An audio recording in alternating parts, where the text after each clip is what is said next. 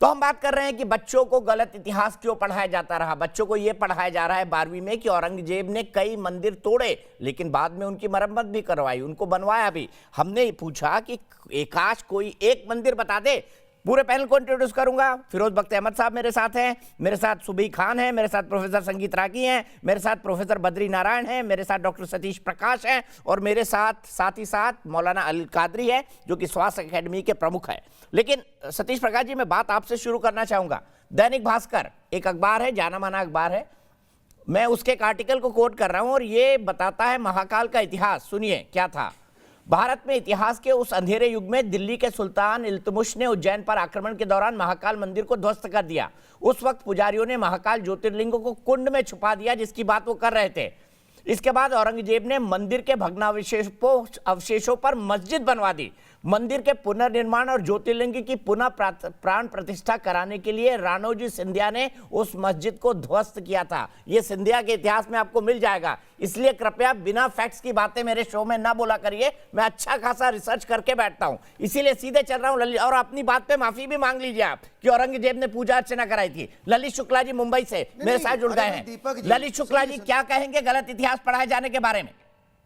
जी दीपक जी, पहले तो मैं आपको और आपके चैनल को धन्यवाद करूंगा कि आप इस तरह का विषय आज हम सबके बीच में ले आकर के चर्चा का विषय बना करके जो ये गलत नीतियों के तहत पाठ्यक्रम में जोड़ करके उस क्रूरता को हर समय महान बनाने की कोशिश किया है, आज आपने उसको जो है बहुत अच्छे ढंग से यह चर्चा का विषय बनाया है।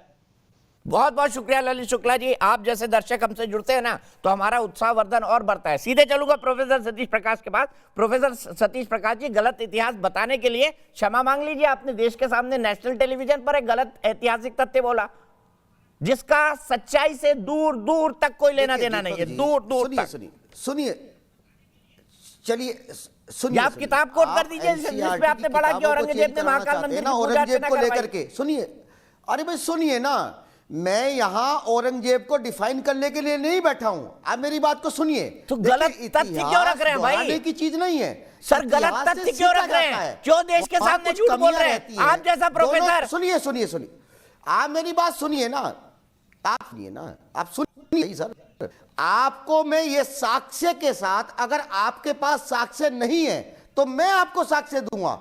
आपके शो में चाहिए, आपके शो में दूंगा। बाकी आपके दर्शक को जब भी चाहिए, मेरा टेलीफोन नंबर आपके पास है, मैं साक्ष्य के साथ बोलूंगा।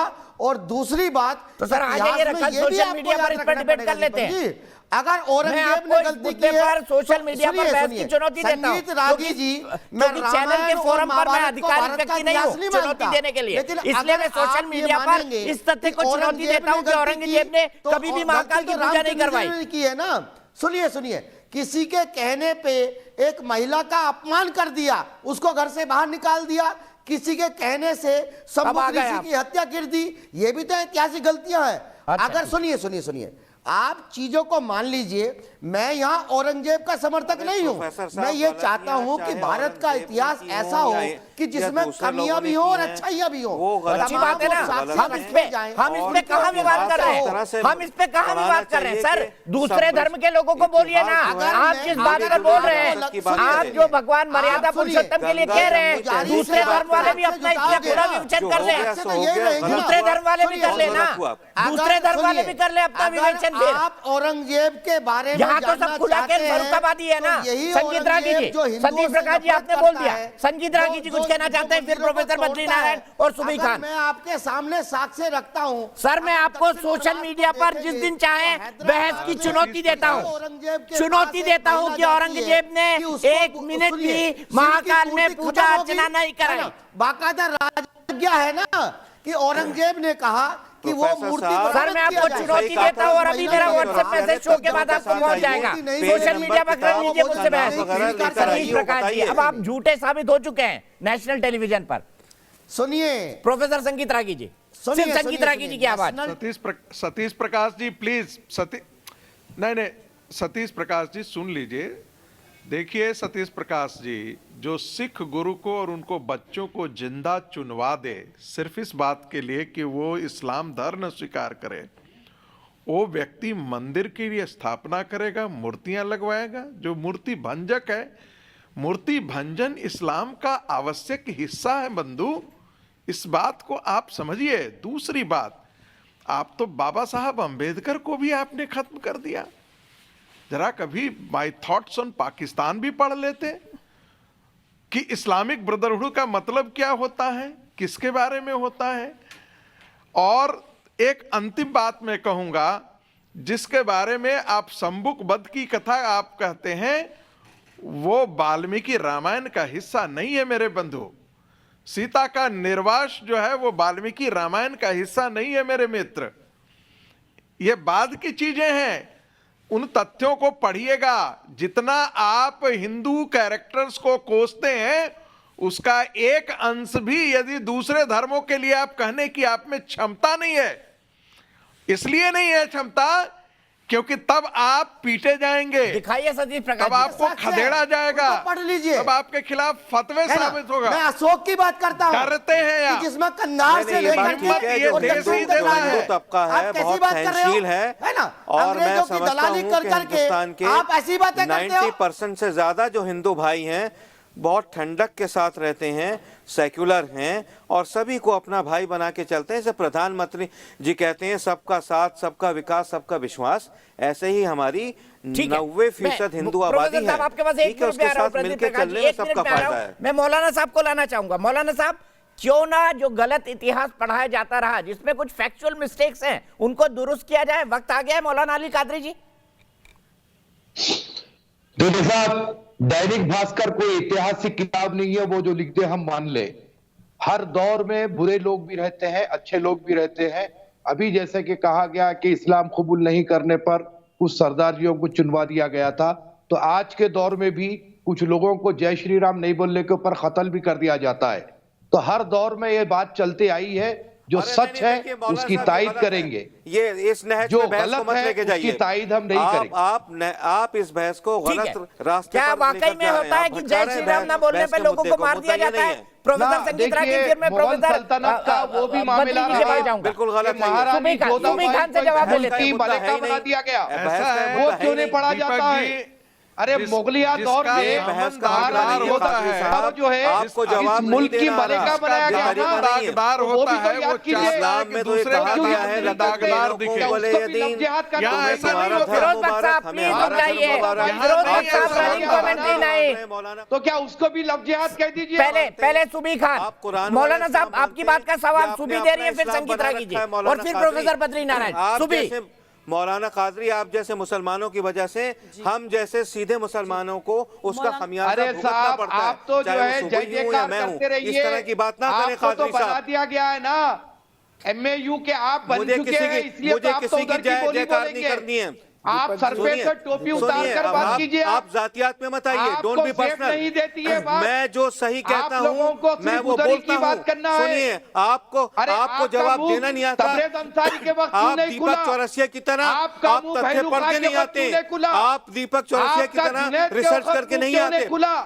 अब मुझे आज आप पता बहुत नहीं बात कर आप रहे हैं। कौन सी यूनिवर्सिटी में तारीख डिग्री की लेके बात छोड़ प्रोफेसर दीजिए। बने हैं। आप अपने मौजूदा बच्चों हालात की को बात गलत कीजिए। इतिहास पढ़ाते हैं। किस तरीके से मुसलमानों मैं का आपके कत्लेआम वाइस किया जा चांसलर को रहा है। शिकायत लिखूंगा किस तरीके सतीश से प्रकाश आप जी वाइस चांसलर कि आप अपने बच्चों बनकर को ही तो ये भड़का रहे बोल रहे हैं हैं, आप। भटका रहे हैं, भड़का गलत नहीं तारीख रहे पढ़ा हैं। रहे हैं। आपके वैसी और चापलूसी सुनिए, मैं नहीं करूंगा। अच्छा ठीक है, मौलाना अली कादरी जी, इतिहास अब हो गई आप फ्रीडम ऑफ चापलूसी एक्सप्रेशन। करते हैं। मुझे थोड़ा आप लॉजिकल चापलूसी डिस्कशन के लिए नहीं सुबी, करूंगा। मौलाना अली कादरी जी जब आप जवाब देना चाहेंगे आप बोला। सुबी। SDPI के खिलाफ बोला। आप गलत हिस्ट्री, जो गलत आप है वो गलत गलत। हिस्ट्री पढ़ा रहे हैं। अच्छा दोनों नहीं, लेकिन फिर आप सुबी का आप सुबी का चापलूसी नहीं प्लीज, करूंगा फिरोज साहब मैं। मौलाना साहब झगड़ा नहीं प्लीज। सुबी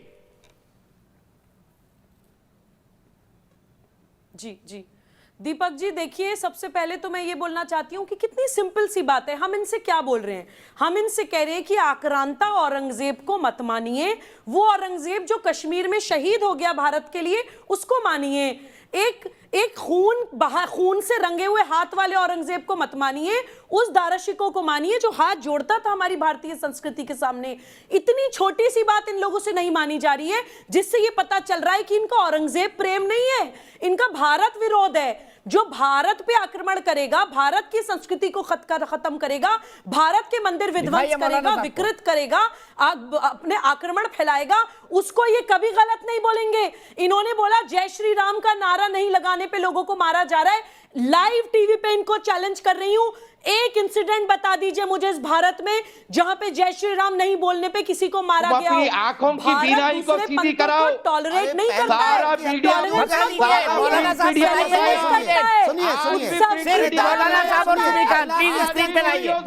में हर पंथ शर्म नहीं आती तुम्हें इतनी बात करते हुए? उत्सव की अरे बहनू खा का क्या है, बुलेट का क्या वाकया है? किस्मती है, अरे चाटुकार पना बंद करो, जो चापलूस हो तुम लोग, चापलूस विरोध भी कर लेते हैं। मुसलमानों के नाम पर धब्बा है, इस्लामिक स्टेट धब्बा है तो मुसलमान के नाम पर पे तो आपकी धज्जियां उड़ा दी जाती हैं। किस किस्म की बात कर रहे हो तुम? भारत विरोध कर सकते हैं बैठ के।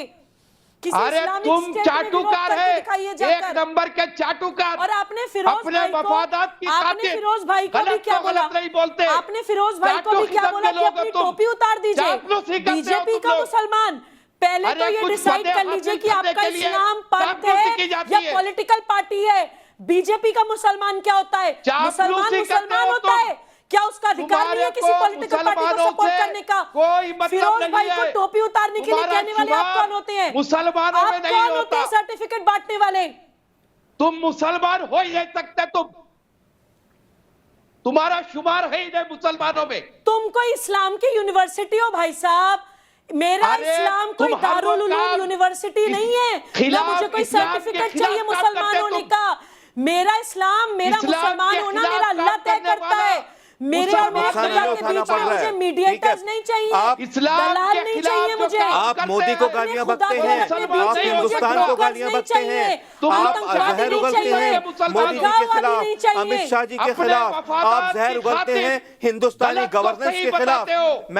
मैं आप जैसे मुसलमान, धब्बा है मुसलमानों के ऊपर, आप जैसे मुसलमानों के ऊपर लानत है, आप जैसे मुसलमान धब्बा है। अपना सुनिए, अपना किरदार बदलिए। आप हिस्ट्री उठा के देख लो। अरे आप रहने दीजिए, अरे छोड़िए, अरे आप रहने दीजिए, आप अपनी हिस्ट्री की बात करिए। आप गद्दार हैं, आप गद्दार वतन हैं। मौलाना कादरी आप जैसे मुसलमान, ओवैसी साहब जैसे मुसलमान, आजम खान जैसे मुसलमान, ये सब गद्दार वतन है, ठीक है।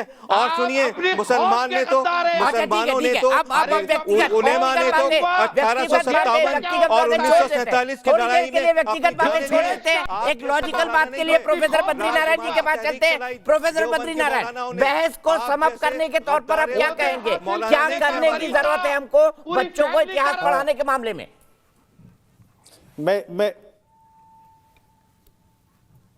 मैं ये कहना चाहता हूं दीपक जी कि इतिहास को मैं कहता हूं बहुत ही बेचारी डिसिप्लिन है, जिसका जब मन करता है उसका उपयोग कर लेता है, जो शक्तिवान होता है उसका उपयोग कर लेता है, कभी स्मृति जगाने के लिए, कभी स्मृति भुलाने के लिए। होना ये नहीं चाहिए।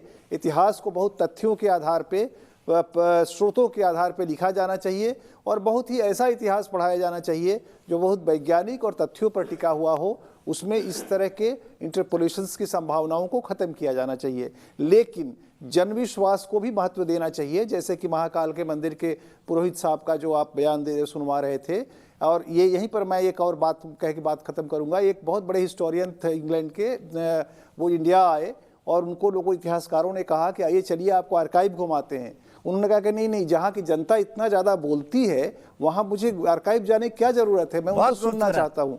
तो हमें उनको भी सुनना चाहिए। मैं यहीं पे अपनी बात समाप्त करूं। बहुत खूबसूरत बात कही आपने प्रोफेसर साहब। मेरे तमाम गेस्ट का बहुत बहुत शुक्रिया। अफसोस मेरे पास वक्त कितना है, लेकिन बहस हमारी जारी रहेगी अगर ऐसा कोई इंसिडेंट हमारे सामने आता है। इसीलिए हमने सवाल पूछा था, स्कूलों में तथ्यहीन इतिहास पढ़ाए जाने पर रोक लगनी चाहिए। हाँ कहना है 98% लोगों का, और 2% लोग नहीं कह रहे हैं। देश की बहस में आज इतना ही। कोरोना के खिलाफ जंग की सबसे बड़ी तैयारी में 34 घंटे बाकी हैं, तो क्या है कोरोना वैक्सीनेशन को लेकर हिंदुस्तान की तैयारी? देखिए ब्रेक के तुरंत बाद।